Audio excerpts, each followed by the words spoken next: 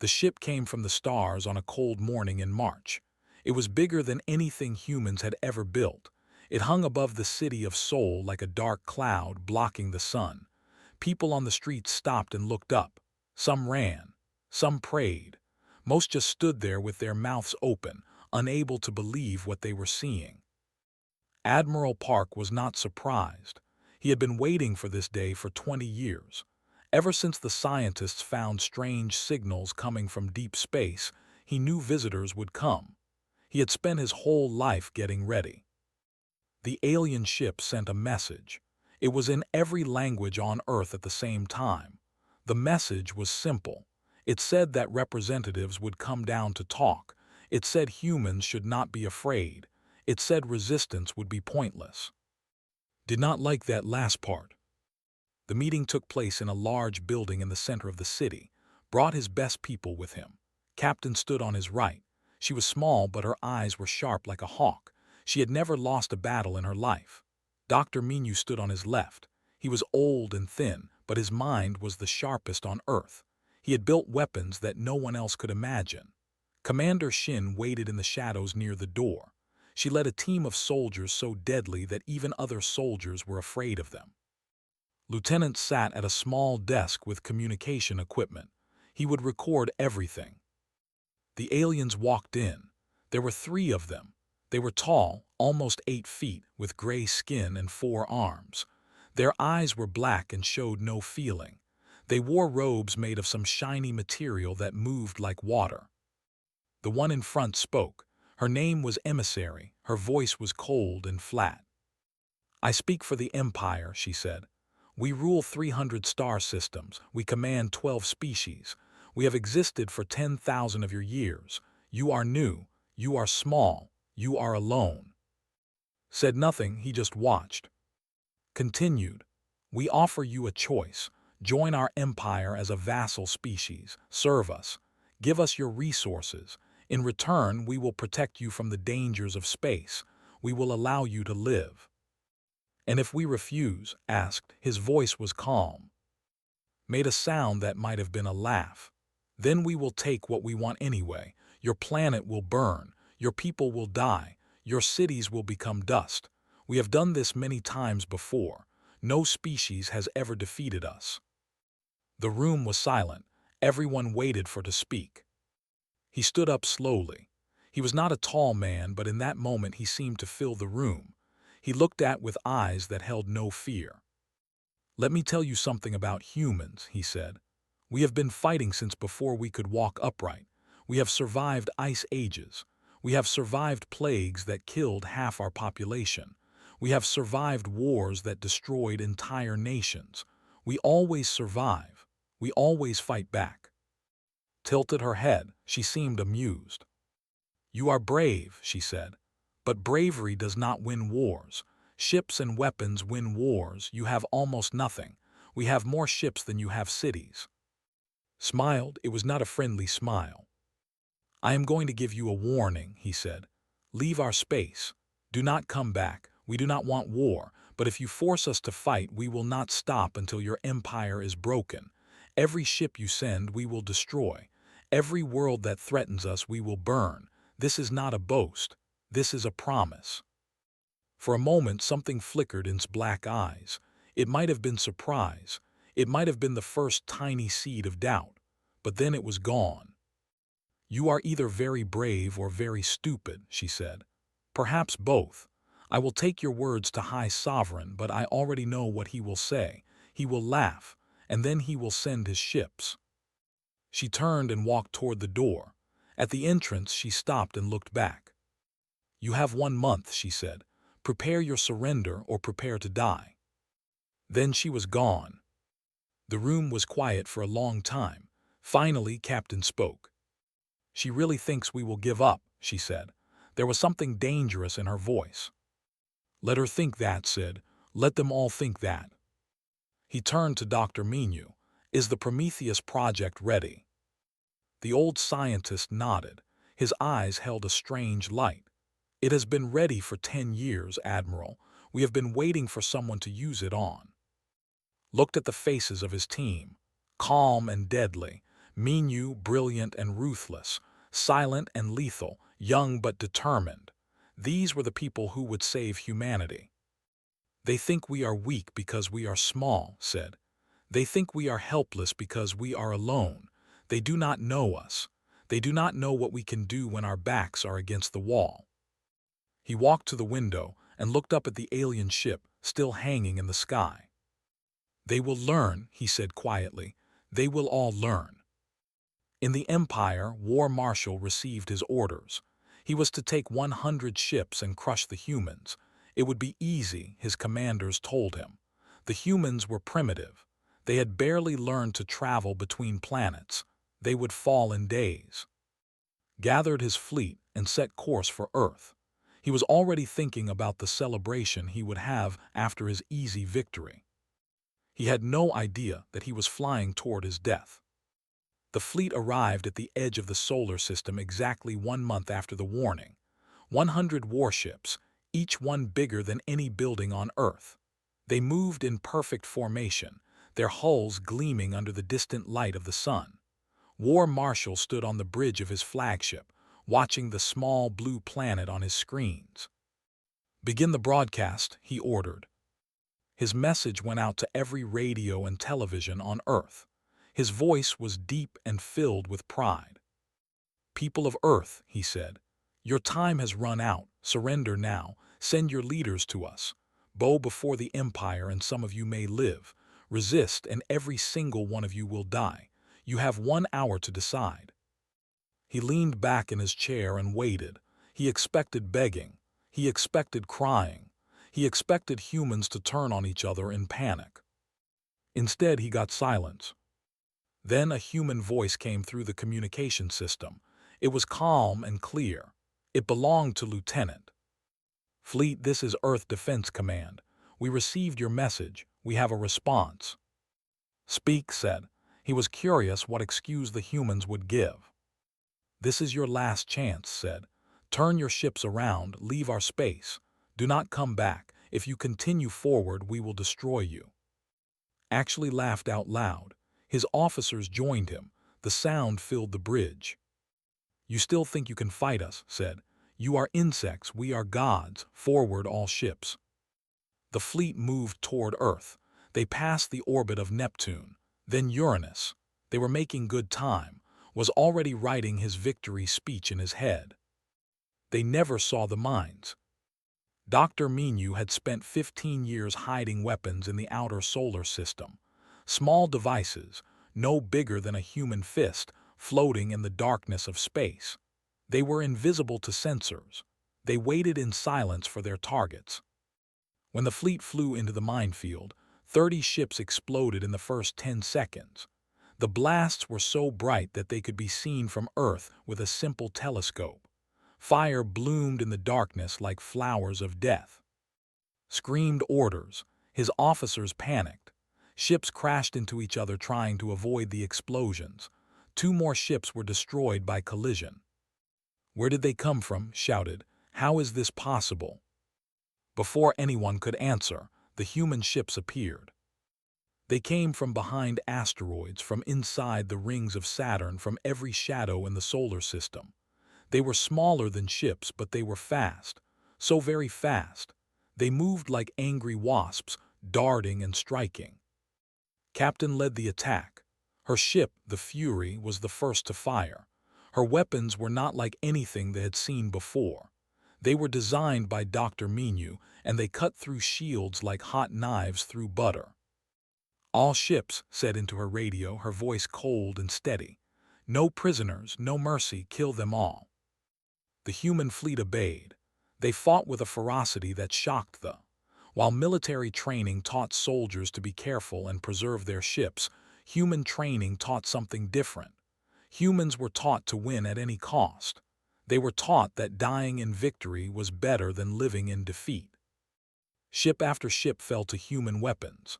Commanders tried to organize a defense, but the humans were too fast, too aggressive. Every time they formed a line, the humans broke it. Every time they tried to retreat, the humans followed. Then Commander Shin made her move. Her team was called the Ghost Wolves. They were special soldiers in powered armor that made them stronger than 10 normal men. They did not fight from ships. They fought inside ships. Small pods launched from human vessels. They were hard to see on sensors, easy to ignore in the chaos of battle. They attached to hulls like parasites. Then they burned through the metal. The ghost wolves entered the ships and began to kill. They had never faced anything like this. Their soldiers were trained for shooting battles at long distances. They did not know how to fight enemies that came at them with blades and bare hands. They did not understand soldiers who kept fighting even when wounded. They did not expect humans to laugh as they died, knowing they were taking enemies with them. Shin herself led the assault on flagship. She moved through the corridors like a ghost, her rifle silent, her knife bloody. Soldiers died before they even knew she was there. She found on his bridge, surrounded by his best guards. It did not matter. She killed them all in less than a minute. Then she stood in front of the war marshal. "This is impossible," whispered. His forearms shook with fear. "You are just humans, just primitives. How are you doing this?" Looked at him with cold eyes. "We warned you," she said. "You did not listen." She pulled the trigger. When the battle ended, 63 ships were destroyed. The other 37 fled in panic, running back toward their empire as fast as their engines could carry them. On Earth, people watched the news and wept with joy. They had won. Against all odds, they had won. But Admiral Park did not celebrate. He stood in his command center, looking at the stars on his screen. "Send our fastest ships after them," he ordered. "I do not want a single survivor to feel safe. I want them to know that running will not save them." Captain's voice came through the radio. "Understood, Admiral. What are your orders regarding prisoners?" Was silent for a moment, then he spoke. "There are no prisoners in this war. They came to enslave us. They came to kill our children. They deserve no mercy." The human ships jumped to faster-than-light speed and chased the fleeing. In the cold darkness of space, the survivors of the first battle learned a terrible truth. The humans were not going to stop. The humans were not going to forget. The war had only just begun, and already they were learning to fear. The news of the defeat spread through the empire like fire. At first, no one believed it. 100 ships destroyed by primitives. Impossible. There had to be a mistake. But the survivors came home with their stories. They told of human ships that moved like lightning. They told of soldiers who appeared from nowhere and killed without sound. They told of a species that did not know how to surrender. High Sovereign sat on his throne and listened. His face showed no emotion, but inside he was troubled. This was not supposed to happen. Humans were supposed to be weak. Every report, every analysis had said so. "How did this happen?" he asked his advisors. His voice was soft, but everyone heard the danger in it. The advisors looked at each other nervously. Finally, one of them spoke. "They tricked us, High Sovereign. They hid their true strength. They pretended to be weak. We underestimated them." "Then we will not underestimate them again," said. "Send 500 ships. Send our best admirals. I want Earth destroyed. I want every human dead. I want their planet turned to glass." The order was given. Across the empire, fleets began to gather. This time, there would be no mistakes. This time, the humans would learn their place. But the humans were not waiting. In his office on Earth, Admiral Park met with his commanders. The mood was serious. They had won one battle, but the war was far from over. "They will come back," said. "And next time they will bring enough ships to block out the sun. We cannot win by defense alone. We need to attack." Captain nodded. "I agree. We hurt them, but we did not break them. They still think this is a game they can win. We need to show them the truth."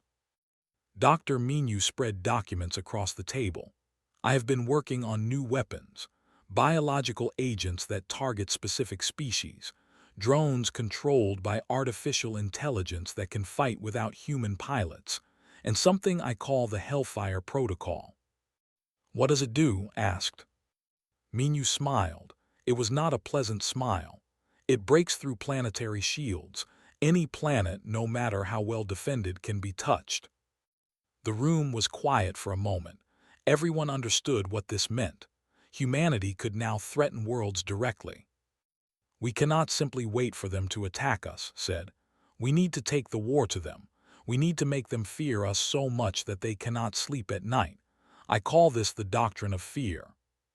He looked at, "You will lead the first strike. Choose a military base. Destroy it completely. Leave one survivor to tell the story." Stood and saluted. "It will be my pleasure, Admiral." 3 days later, an outpost on the edge of their territory received a warning signal. Enemy ships approaching. Before the commander could react, human vessels appeared in orbit. Did not announce herself. She did not demand surrender. She simply opened fire. The attack lasted 40 minutes. Every building on the outpost was destroyed.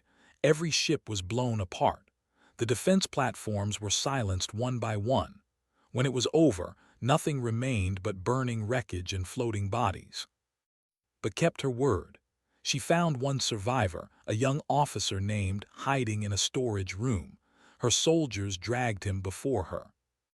"You will live," she told him. Her voice was ice. "You will go back to your empire. You will tell them what happened here, and you will give them a message from Earth." She leaned close to his face. He shook with terror. "Tell them this. Every species that voted to destroy us is on our list. Every world that cheered for our death will know our fire. We are coming for them, all of them." She let him go, ran to an escape pod and flew away as fast as he could. He did not stop shaking for days. When the reinforcement fleet of 500 ships finally arrived in human space, they expected to find a wounded enemy. They expected easy pickings. Instead, they found death. The minefield had been expanded. Human ships waited in ambush. And this time, the humans had new weapons, drones that moved faster than any pilot could react, missiles that seemed to think for themselves, biological weapons that made soldiers sick and weak. Lieutenant broadcast one final message before the battle began. "We warned you," he said. "You did not listen. Remember this moment when you begged for peace." The battle raged for 6 hours. It was the bloodiest fight in the history of space warfare. Humans died by the thousands, but for every human that fell, 10 died. Commander Shin led boarding parties that captured 3 command ships. She used their own communication systems to broadcast the screams of dying across the fleet. It was psychological warfare at its most brutal. When the sun rose on Earth the next morning, 300 ships were destroyed. The survivors fled, their confidence shattered. They had brought 5 times the strength of the first attack, and they had still lost. In the Empire, the 12 species began to argue. Some wanted to continue the war. Others wanted to make peace. 3 species broke away entirely and sent messages to Earth begging for forgiveness. High Sovereign watched his empire begin to crack. For the first time in his long life, he felt something he did not recognize. It was fear. And far away, Admiral Park looked at reports of the victory and allowed himself a small smile. The doctrine of fear was working, but he knew the hardest part was still to come. Would not give up easily. He would build something terrible, something designed to destroy Earth itself. Would have to strike first. He would have to attack the heart of the Empire. He began planning the invasion of The Empire was falling apart. Every day brought new bad news. Worlds that had been loyal for centuries were now demanding independence. Species that had served them for generations were rising up against them. The fleet that once seemed endless was now struggling to maintain order. Commander Shin made things worse. Her ghost wolves appeared without warning on colony after colony. They struck supply bases, destroyed communication centers, and killed high-ranking officials. Then they vanished before reinforcements could arrive. They called her the Shadow Demon. Parents told their children to be good, or the Shadow Demon would come for them. Soldiers refused to sleep alone. Officers doubled their guards and still died in their beds. But High Sovereign was not ready to give up. In a secret facility on a dead moon, his scientists worked day and night on a weapon that would end the war forever. They called it the World Ender. It was a massive ship, bigger than a small planet, with a weapon that could crack a world in half. One shot and Earth would be nothing but floating rocks. One shot and humanity would be extinct. Watch the construction with hungry eyes. How long? He asked. 3 months, High Sovereign, the chief scientist replied. Then the humans will be nothing but a memory.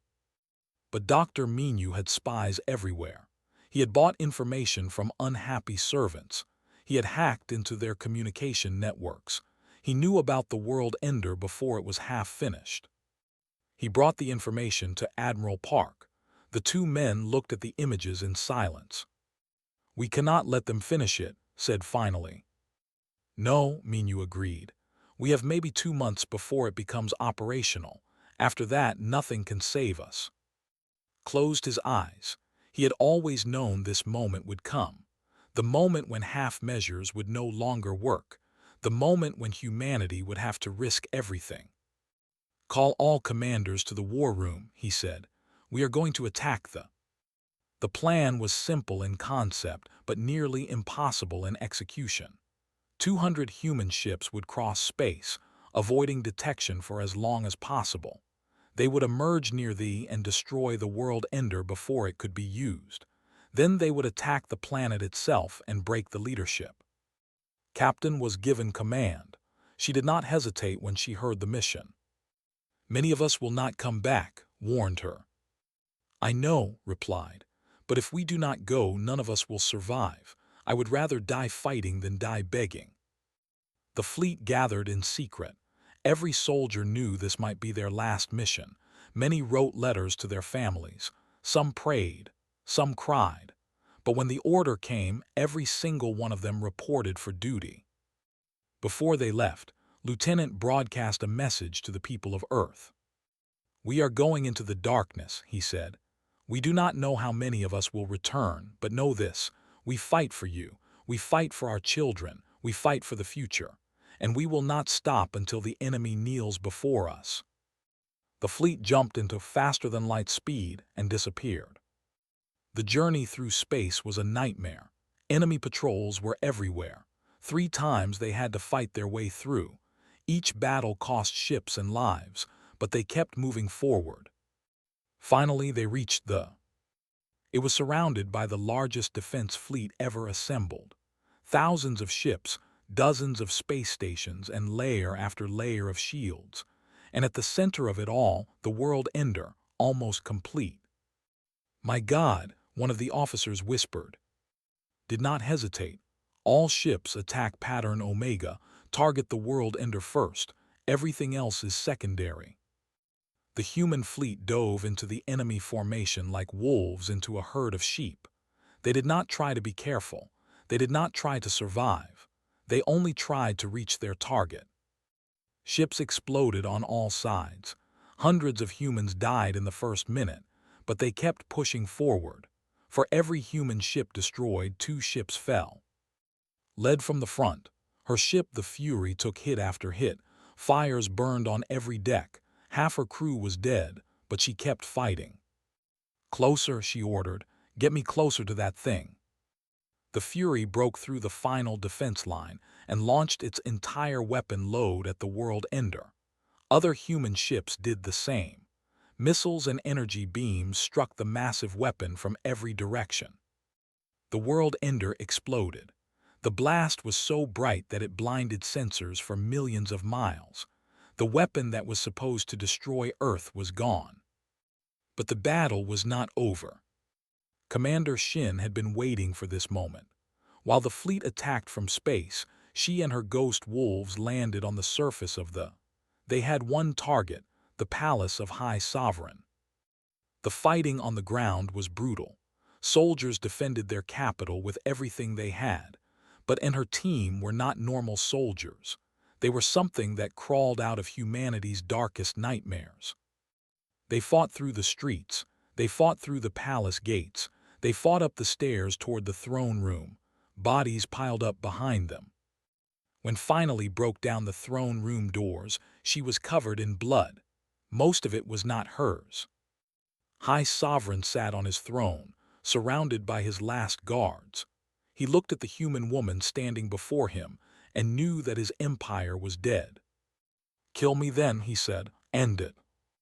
Walked toward him slowly. Her rifle was aimed at his head. "Not yet," she said. "First, you are going to surrender. You are going to sign documents giving up everything. Then you are going to live, knowing that you lost everything to a species you called primitive." She smiled, and in that smile was 10,000 years of human savagery. "Death would be too easy. You are going to suffer." Above the planet, the battle was winding down. The fleet was broken. Admiral Park received word that the world ender was destroyed and the palace was taken. He allowed himself one moment of relief. Then he began planning the next step. The surrender. The throne room of the empire was quiet. Once, it had been a place of power and pride. Emperors had stood here and commanded 300 worlds. They had decided the fate of billions with a single word. Now it was a place of defeat. Admiral Park walked through the great doors with his team behind him. His boots echoed on the stone floor. Captain was at his right side, still wearing her battle armor, still carrying her weapons. Dr. Minu walked with a calm smile, already thinking about the technology they would take from the. Commander Shin stood silent and deadly, her eyes never resting. Lieutenant carried recording equipment. Every moment of this day would be saved for history. At the far end of the room, Emissary waited on her knees. She was the same diplomat who had come to Earth with threats and laughter. Now she looked old and broken. Her 4 arms hung limp at her sides. Her black eyes were empty. Behind her, High Sovereign sat in chains. He had not spoken since his capture. His pride would not let him beg, but his silence spoke louder than any words. Stopped in front of, he looked down at her for a long moment. "Stand up," he said finally. Rose slowly. Her legs shook. She could not meet his eyes. "You came to our world 1 year ago," said. "Do you remember what you said to us?" His voice was barely a whisper. "Yes." "Tell me." She closed her eyes. "I said you were alone. I said you were weak. I said if you did not surrender, we would destroy you. We would kill your people. We would turn your cities to dust." "And what did I say to you?" A single tear ran down his gray face. "You warned us. You told us to leave. You said if we attacked, you would not stop until our empire was ash." "And did you listen?" "No," her voice broke. "We laughed at you. We thought you were nothing." Nodded slowly. "And now here we are. Your fleets are destroyed. Your colonies have broken away. Your sovereign sits in chains, and you are kneeling before the primitives you wanted to enslave." He let the words hang in the air. "Please," said, "we surrender completely, unconditionally. Whatever you want we will give. Just stop, just let us live." Captain made a small sound. It might have been a laugh. It might have been disgust. "They beg so easily now," she said. "Where was this fear when they threatened to kill our children?" "Fear comes with understanding," replied. "They understand now." He walked past and stood before High Sovereign. The fallen emperor finally looked up.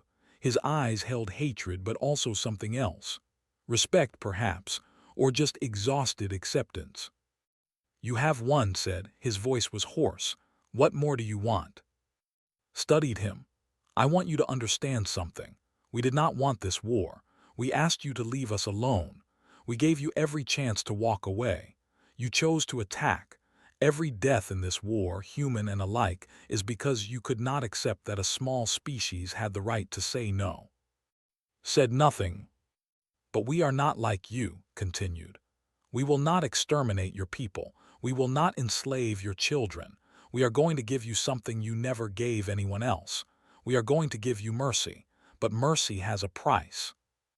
He turned to read the terms. The young lieutenant stepped forward and began to read from a document. First, the empire is dissolved. All conquered species are declared free and independent. Second, all military technology will be handed over to Earth forces. Third, they will pay reparations to Earth for 10 generations. Fourth, a permanent human garrison will remain in orbit around this planet to ensure compliance. Fifth, any attack on any human or former slave species will be considered an act of war and will be answered with the complete destruction of the. The terms were harsh, but they were also fair. No species would be exterminated. No populations would be enslaved. They would suffer, but they would survive. Signed the documents with shaking hands. Then was brought forward. He signed without looking at the paper. It was done. The war was over. Broadcast the news across the galaxy. His voice reached every planet, every ship, every listening ear. This is Earth Defense Command speaking to all species, free and enslaved, conquered and independent. The Empire has surrendered. The war is over. Every species that was held under rule is now free. Every world that was conquered can now choose its own path. He paused. To those who wish peace with humanity, we offer friendship. We offer trade. We offer help. We ask only that you treat us with the respect you would want for yourselves. Another pause. But to those who think about threatening us, we say this. Remember what happened to the. Remember that we warned them. Remember that they did not listen. Remember what we did to the most powerful empire in the galaxy when they tried to destroy us. His voice grew harder. We are humans, we are small, we are new, but we do not surrender, we do not forget, and we do not forgive those who try to kill our children. Think carefully before you make enemies of us. The broadcast ended. In the throne room, Admiral Park allowed himself one moment of peace. They had won. Against all odds, against all expectations, humanity had defeated an empire that ruled the stars.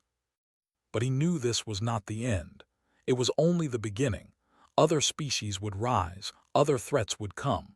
Humanity would have to stay strong, stay united, stay ready. He looked at his team, the warrior who never lost, Minyu, the genius who built weapons of impossible power, the ghost who brought death to their enemies, the voice that spoke for all of humanity. It is not over, he said quietly. It will never be over. The galaxy knows our name now. Some will fear us. Some will hate us. Some will want what we have. We must be ready for all of them. Nodded. We will be ready, Admiral. We are human. Being ready for danger is what we do. Outside the palace windows, the sun was setting on the. But for humanity, a new dawn was rising. They had proven themselves. They had earned their place among the stars. And the galaxy would never forget what happened when the humans said, "Do not test us," and no one listened. The story spread to every corner of known space. It was told in markets and meeting halls, whispered by travelers and shouted by revolutionaries. It became a legend, a warning, a promise. The tale of the small blue planet that broke an empire. The tale of the species that would not bow. The tale of humanity.